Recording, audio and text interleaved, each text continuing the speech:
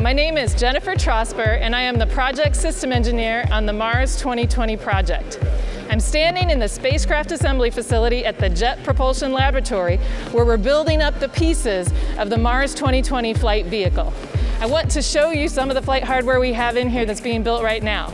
To the far left, you can see the cruise stage. The cruise stage is the part that gets us to Mars. Then next to the cruise stage, you see our descent stage. The descent stage does our powered descent when we're landing on Mars. It is inside of something we call the aeroshell, which you can see over here. The aeroshell has a parachute at the top, and the parachute will deploy and slow us down at Mars. And then to the far right, what you see is the heat shield.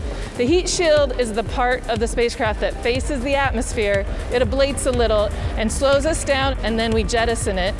And then the rover comes down on the bridle, and we land on the surface of Mars.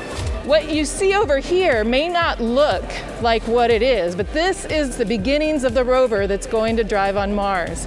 It has the electronics on the inside, but we don't have the wheels on, we don't have the mobility system on, we don't have the belly pan on. All those things are coming in, and over the next several months, we're going to finish the rover.